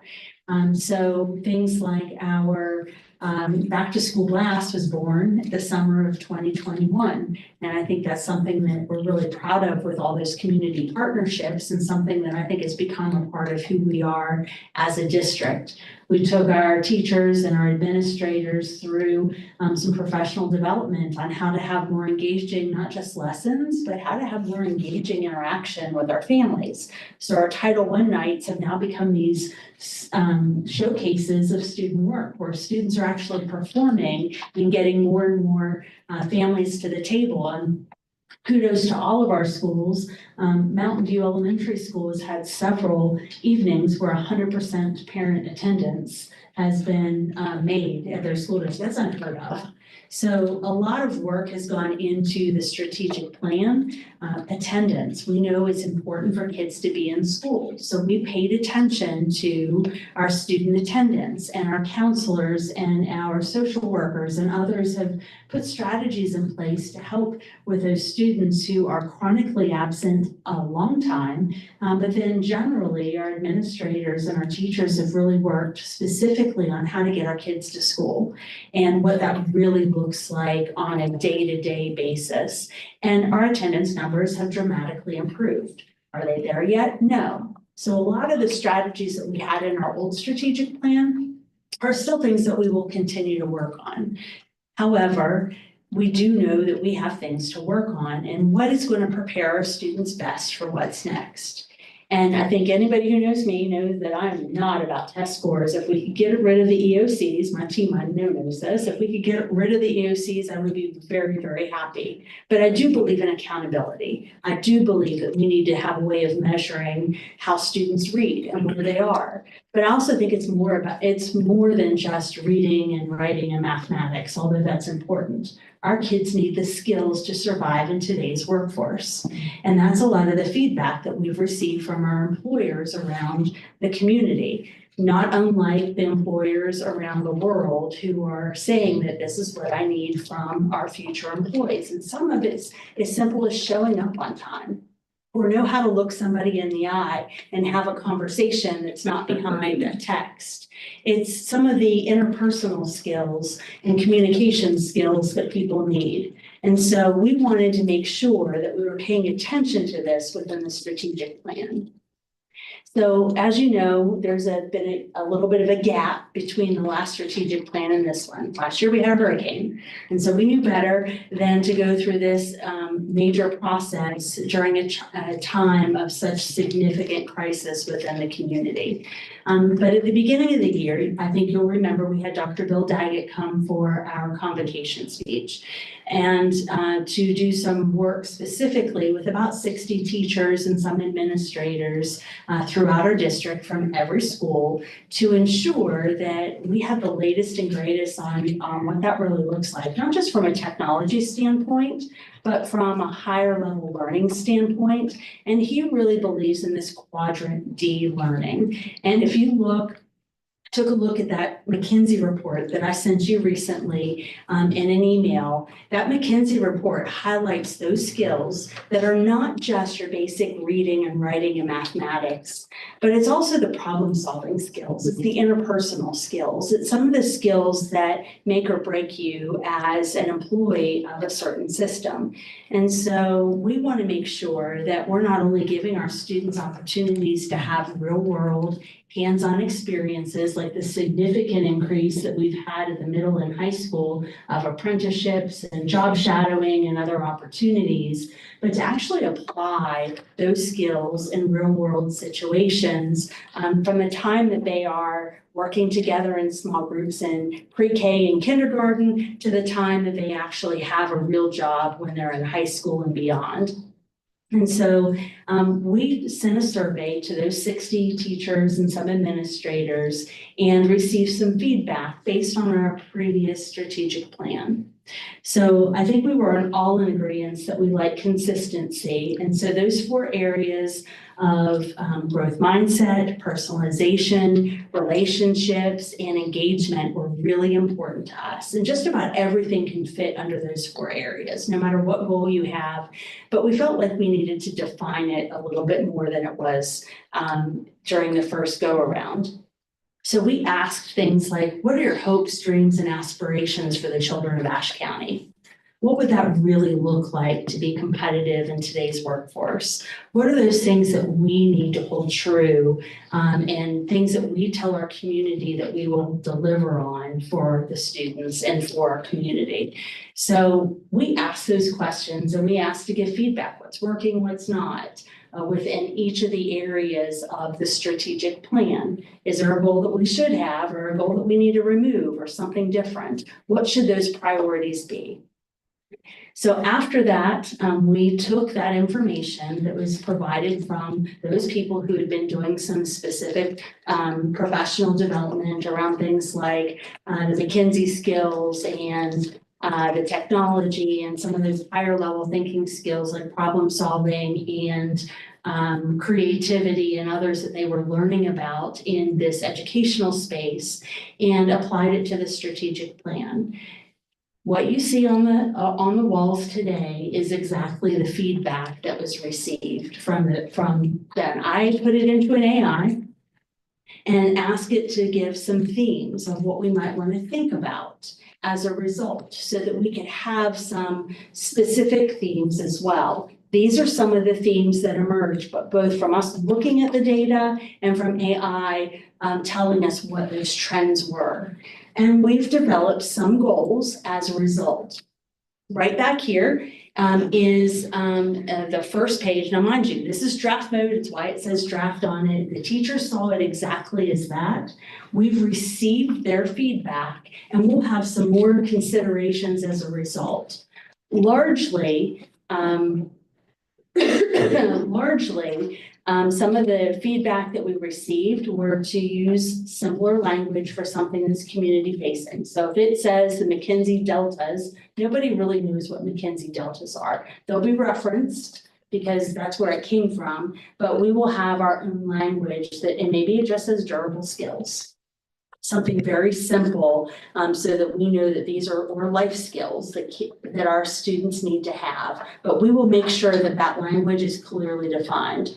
high yield practices. Our teachers really know what high yield practices are. For the last 2 years, we've been working on those high yield practices.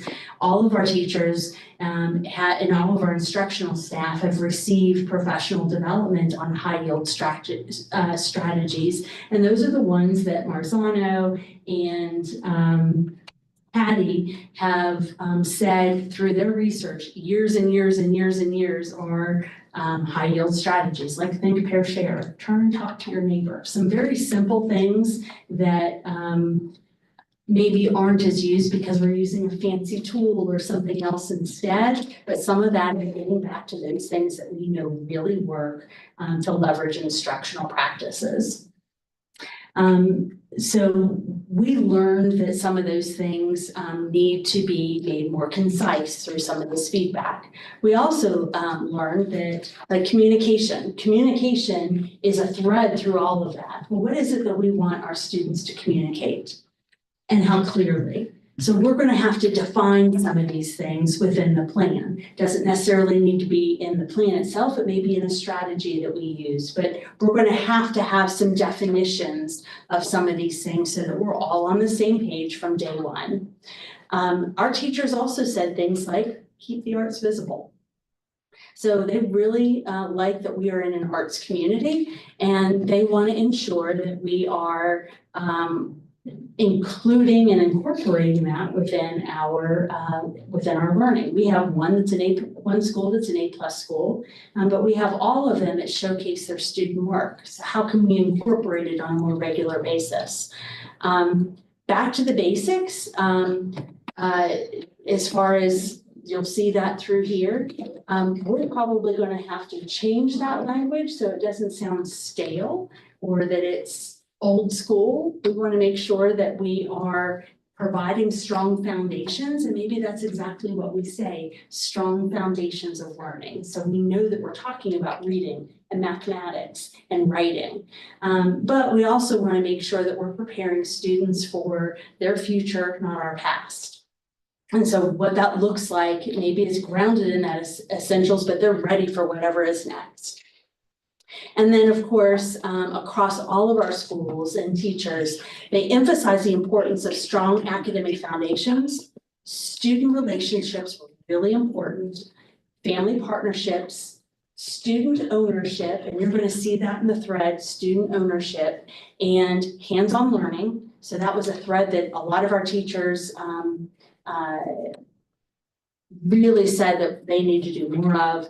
Arts and creativity, and then of course preparing our students for a fast changing future. And I think this plan in general incorporates that.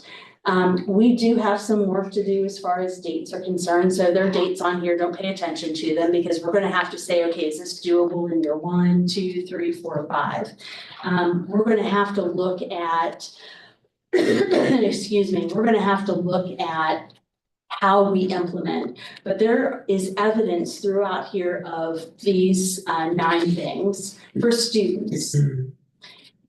We want by 2031, according to this strategic plan and from the feedback we had from teachers, that all students maintain a personalized learner portfolio and future ready plans. Well, the future ready plans is already in legislation. We're doing that at least in the 8th grade and 10th grade. We feel like it needs to be more robust than that. I'd love all children to have from pre-K, because they already do them in pre-K, a learner portfolio clear through till they leave us. So they have that evidence of growth. If we really want to change the trajectory of our student accountability system, which right now in North Carolina is largely EOCs and EOGs. You know, more than half, I think 26 of the 50 states have already gotten rid of their EOC, EOG, whatever their state testing system. New York just decided, they had that big Regents program. They decided recently that they're not doing it anymore. Massachusetts, who everybody has compared themselves to for years, not doing it anymore. So we want to ensure that we're providing a system that's not just reliant on the negativity of the EOCs and EOGs, because it really looks at student deficits. We want students to realize their potential and see their growth throughout their years, from the time they enter school with us till the time that they leave us. We also want them to demonstrate strong foundations in reading, writing, mathematics, science. That's really important to us. So whatever accountability system that we have, we want them to do well. I think it's important that our kids are able to do as best as they can, but it's not everything. And ultimately, I think it's most important that our graduates, every single one of them, no matter who they are, whether they have an IEP or they're AIG or anywhere in between, that they graduate with at least one life-ready credential and real-world learning experience, and have evidence that they keep in that portfolio. I want students to take ownership and say, I'm a really good communicator, and here's my evidence. Or maybe I'm not a good communicator and I choose something else. Maybe it is, I'm really creative. Here's my evidence. I want students to showcase their best, because that's what they're going to do later on. And why not highlight that so that they can get better and better and grow and really see their true value in what it is that they're learning. And it's not to say that we don't want kids to get better at the things that they're not good at, because we absolutely do. But that portfolio will be able to show their growth, not just that they were proficient, because they might not be. We want all of our students to be at least proficient on any type of standardized test. But if a student is a 50 and they were at 20 before, that should be commended. So if they've grown that much, okay, so what can you do next time? Let's help them set their goals and be a part of their own future by defining it, setting their goals, and ensuring that they are owning that success. From a teachers and classroom standpoint, we want consistent implementation of high-yield instructional practices. So we've been doing the professional learning already, and we want to see that evidence on a regular basis.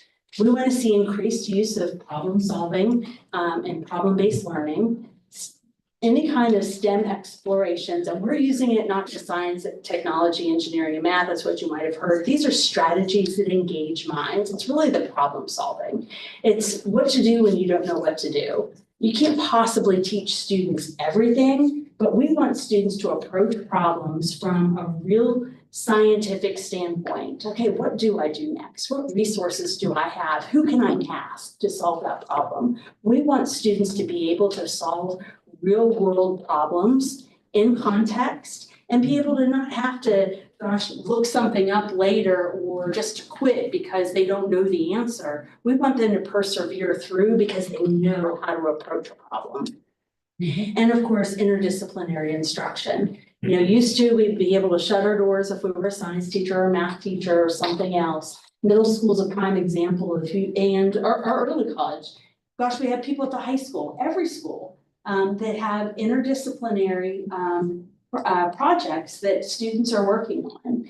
And it might be just last week we had 2 teachers at our high school that have been collaborating on bringing English and history to life through a new way of teaching next year. And I suggested, well, what if we could bring a CTE class into it? What would that look like? And they said, well, gosh, what if we bring a digital media class into it? So students are able to create different things as they are learning about history and English. So we have lots of possibilities within this that I think are on the walls that you see here. And we want a strong culture of feedback, reflection, and that growth mindset. So we want to see the student grow, but we also want to guide them through that growth. And then finally, from our community standpoint, we want every student connected to a trusted adult, whatever that looks like. I think we've done a really good job. When we were given the panorama surveys, you know, we were well over the nation's average of students saying they had a trusted adult that they could connect with at school. That was huge for us. But we want every child to have that trusted adult, not just a high percentage of our children having that trusted adult. We need strong partnerships with our local businesses, college and community organizations. We're well on our way to that. We've had over 40 new businesses that have assist in a lot of ways with our high school and our middle schools and being able to have learning experiences in context in the real world, but we want to ensure that those learning experiences are multiplied so it reaches every child. And then, of course, increase engagement of families in student learning, and that's where some of the showcases of success continue. And that's why one of the things are the student-led conferences are so important. You'll see it through the thread, and our teachers agreed largely that they would love to see that. And of course, they want to have a hand in what those look like. And I suggested that, why don't we do it during school? It does not have to be of an evening. It can be during the school day where students are sharing their learning and setting their goals and showing their parents what that looks like and the things that they're doing in school. So right here, you have the first page of the strategic plan. You can go in any order. And it has some emerging feedback that you saw, some things that we might want to consider, and just some of the definitions as is. We have a strategic focus area under personalization here. You'll see that there are key strategies, there's some potential goals, there are some emerging themes that you will see that emerged out of the feedback. Back here, you have growth mindset, relationships, engagement, and then there's a fifth section, and this one is specific, and I think largely the feedback said, yes, keep it, do not lose this part. It is on instructional excellence and future readiness. So this is where we invest in our teachers and professional learning and have that excuse me, and have that on paper and defined what that really looks like. And the future readiness goes back to those McKinsey skills where you see the threads all the way through. But if we are preparing our kids with just the knowledge and not preparing them with the interactions and the other skills that they need, we're leaving stuff on the table for them and probably doing a disservice. So we want to ensure that it's written throughout our strategic plan so that all of our children have that opportunity to showcase their best when they leave us. And then come back and say, okay, I really was prepared for that real world. Back here is how it all kind of connects. And again, this is what was given to each of our teachers. You have some sticky notes and you have some pen or something. If you can, question, ask it. We have people from the team around to answer questions if you need it. If there's something that you like, put a check mark and a yes, an exclamation point, whatever that you like it, or say, gosh, I don't know about this. How is this going to work? We've done this with all of our teachers. We have all of the feedback already in our plan. And some of it is from an implementation standpoint, not necessarily how it all works together. Because I think that from largely this plan actually was largely the feedback was in the right direction. Implementation is what we're going to have to work through. And of course, we're going to incorporate our teachers at the table as we decide what that looks like over the next several years and have checkpoints all along to make sure that we're still going in the right direction. So again, we'll take your feedback and put it into the put it in with all the other teacher feedback. And then over the next couple of weeks, we'll be looking at that and say, okay, what is this telling us? What do we have to figure out? What does that timeline look like? Are those components in there? Or gosh, maybe we need to reconsider this and do something different. Again, it's a draft. Dates, don't pay attention to dates, but if you have a suggestion, I think we're thinking about what that implementation could look like, but we wanted to have all of our input and our feedback on the table before we did that.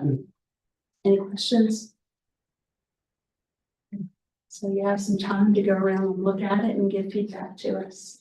And input. If there's something that's missing, and you might have to see all of it before you find that it's missing, because it may make sense to you that it's in one space, but it may be in another.